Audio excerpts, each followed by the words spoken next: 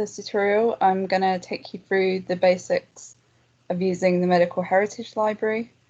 So as I said in my presentation, this is an online resource that sort of brings together collections, digitized collections from a number of different repositories. As you can see, there's quite a lot of items, but don't worry, what I'm going to show you in this presentation is ways to narrow this down. So I know it can seem a bit overwhelming, so don't worry, we'll get to the point where you feel comfortable searching for things and not feeling like you have a mountain of text to go through. Okay, so I'm just going to sort of take you through some of the basics of searching on Medical Heritage Library first. Now, there are two ways really of searching on the Medical Heritage Library that are important. So I'm gonna, and you can see this here, so there are two ways. There's one, you can search through metadata, or you can search through text contents. I'm going to select text contents first because that seems the most sort of intuitive way of searching. So I'm actually going to search for bread.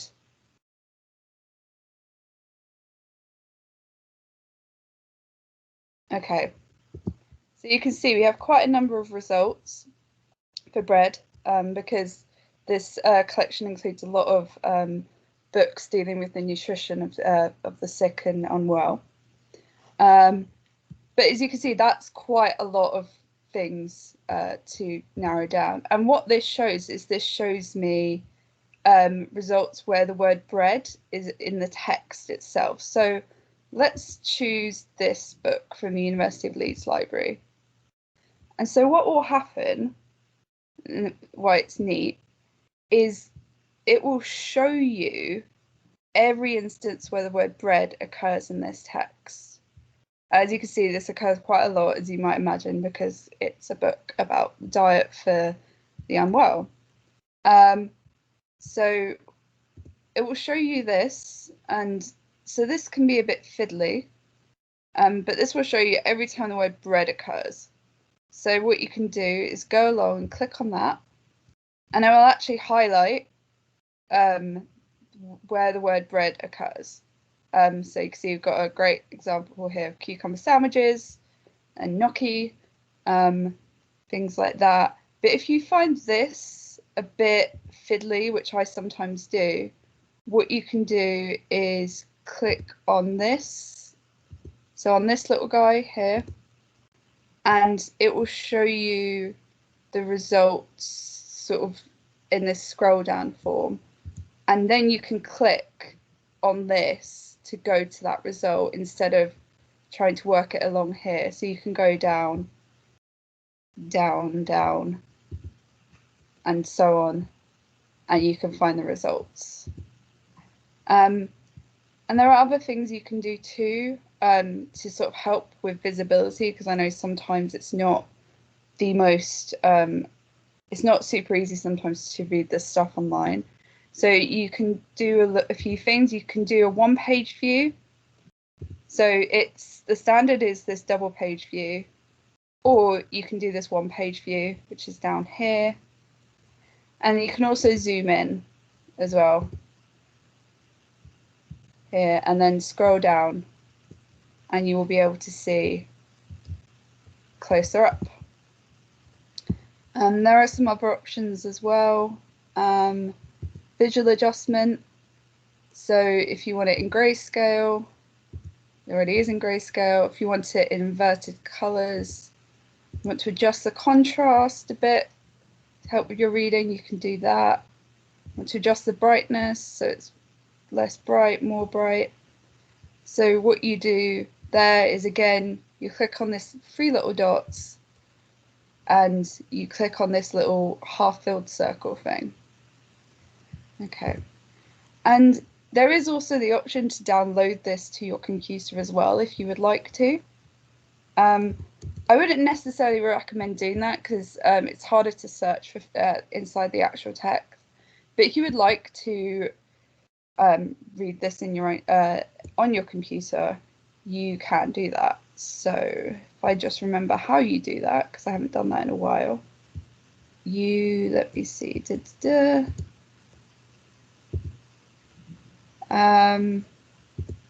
Yes, okay, so again, you click the 3 little dots, your little friend there, and you click Get Encrypted Adobe PDF, or you get the EPUB if you want to read it on your Kindle. And it can often take a while because these are often very big files. But you can see it started automatically downloading here. I'm using Google Chrome for reference. So your download settings may be slightly different. But yeah, if you wanted to read this in your own time, this will then show up in your downloads folder on your PC or laptop. So yep, now we've got it. It'll take a while to load. As you can see, it's 278 pages. Yeah, we've got it here. As you can see, it is very much a, oh, that's quite sweet. You can see it's very much a scan of an actual library book. But again, I would recommend maybe sticking to searching online, just because it is so much easier when you get things like this if you're searching for a specific term. Okay, so that's how you search for text contents and how you make things maybe slightly easier to read as well on the Medical Heritage Library. Now, we're also going to now to have a search by metadata, and this is a term you might not be familiar with, and it's easy to show you. So what I'm going to do now is search for bread again. Hopefully something shows up. Oh, look, bread analysis, yes, because there was a lot of adulteration of bread in this period. Now, metadata is, let me see where metadata is found. Okay, usually there are tags. Okay. So essentially, oh, okay, yeah, here we've got it. All right. So essentially what metadata is someone's gone through the, looked at the book, sort of analysed its contents, and has decided to tag it. So essentially what that means is if I am searching specifically for a book that is primarily about bread or discusses bread in an extensive way, rather than a book that just casually mentions bread, for example, then what I can do is I can go down here and there we have things like topics, and I can click on bread. And then that will show everything that the Internet Archive actually has on bread. So when it does this, this can be a bit annoying because it takes you away from the Medical Heritage Library. So what you can do here is then filter by collection. And you can choose a thing like the Wellcome Library, for example, which is a medical library. And then we can see the books that are about bread, you know, as it pertains to the history of medicine and science. But yeah, so metadata is, I recommend playing around with it because it is very helpful. It can be very helpful, I think. Sorry, I just made that full screen for some reason. So yeah, now I'm going, and you can see here as well, you can select topics and subjects here as well. So actually what I am going to do now, pardon me, is I'm going to take you through how to narrow down your search results using this thing. So I'll search for something different now that isn't bread. I will search for a big one. I'll search for vaccination. Yeah, you can see there's a lot here. Okay, so the first thing is, oh, that's strange. Wait 1 second, sorry. Let's ignore that. Let's search for serum. Okay, so narrowing it down by year. Okay, so we've got year here. So this is the year in which it was published. So click on more. Okay, and you'll see here we've got a lot of different dates. And because we're only dealing for a certain period, for example, so say we're really strict about period and say we're going to finish looking at 1901. I mean, in reality, you're probably not going to do this because your pension has often lasted after 1901. So I'd recommend maybe going up to around 1920. But just for this example, let's stick to the Victorian period. So we will click everything here that comes from the Victorian period, which is, as we know, is a very, very long time. Very well lived woman. Okay, that Queen Victoria. So now selected all the dates where I want to see results from those dates. So I won't see any results from here or here. And I click apply your filters. And what I'll have now is I will have only text from this period. And then I can and it's sorted by date published.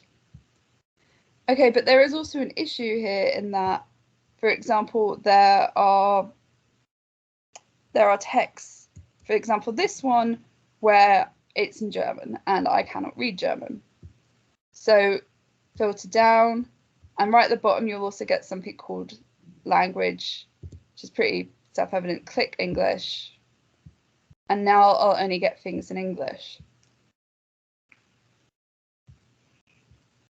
Okay, let's say as well that I'm interested in looking at who created the document. Okay, so click on more. All right, so usually this will list the name of the author, which might not mean a lot to you, but it's worth exploring because sometimes what you get is you get these institutional creators. So this is interesting to me, the Metropolitan Asylums Board, like, you know, thinking about, okay, well, what were they doing? Publishing so much on serums. So I click on that, click on apply my filters. And then what you get is you get reports, which are really interesting because the Medical Heritage Library does have a lot of text. It does have a lot of like books and leaflets and so forth, but it does also have reports from bodies like the Metropolitan Asylums Board. And again, just to show you once more how you do this, so look at annual report, and it will show me, at least it should show me, sometimes it doesn't show you where the word serum occurs. So in actuality, what we're going to do now is we're going to search inside of this. So I'll show you something else to do. So what you do is you click on this little wee magnifying glass and you can search for text.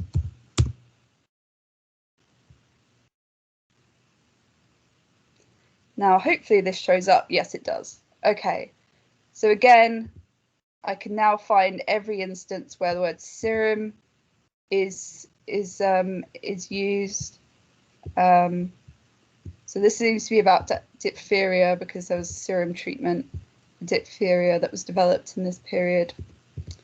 So again, it's quite interesting, you know. So say, for example, you do have a pensioner who was mentally unwell and confined to an asylum or other place of confinement. Reports like this are really interesting because obviously they're not just dealing with mental illness. Like, you do get outbreaks of infectious disease in these kind of places too, as you do in any place where there's a large body of people confined to a certain state.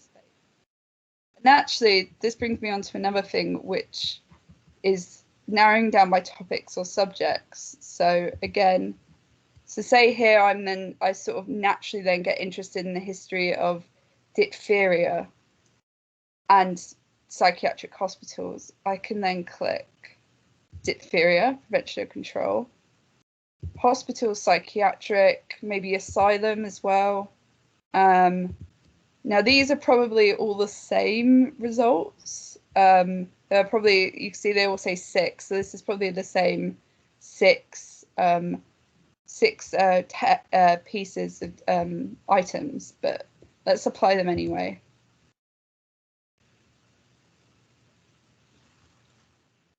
And you can see, yeah, we got our annual reports again. Probably show what kind of historian I am, because I definitely love looking at reports, annual reports of things, because I think there is where you get very meaty details. And as you can see as well, if we go back a bit, so the back button is often your friend. We can also refine by collection as well. This I want you to be a bit cautious with, because you may think, oh, I should definitely exclude like stuff from US medical libraries, but it'd be a mistake to think here that there wasn't a dialogue between US physicians and surgeons and English surgeons and doctors and stuff. Like, you know, they were reading each other's works and so forth.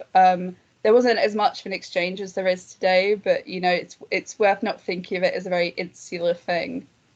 But let's say I do want to narrow by collection. Let's say I'm looking for a report from England or a book that was published by an English doctor.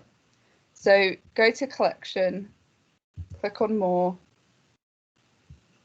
and you can see here it's pretty obvious what comes from where. So we've got UK Medical Heritage Library, the Wellcome, London School of Hygiene, Royal College of Surgeons of England, University of Glasgow Library, Royal College of Physicians of Edinburgh, University of Leeds Library. You might have to, I don't know what these are. These are just random ones, so maybe ignore these. But yeah, if you're not unsure of something, just Google it. So, okay, now I'm going to apply my filters again. And again, this means I should get just results from these repositories. It doesn't mean that they're just, these repositories just hold English or British texts, but you know, they have a focus on that. And again, look, we have something interesting from the Metropolitan Asylums Board. I'll try not to get distracted. So yeah, basically the key to narrowing it down is making sure that you layer your filters. So making sure that you, I think a good place to start, so start with year, because otherwise there's a lot of stuff. And then if you want, narrow by collection as well. And then definitely narrow by language too.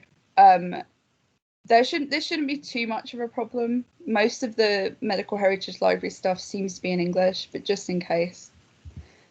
Then play around with Creator. This is a thing I think it's worth exploring. You know, especially if you're looking out for more institutional records rather than just records by, you know, Robert Stevenson Thompson, whoever that is. That I know that guy.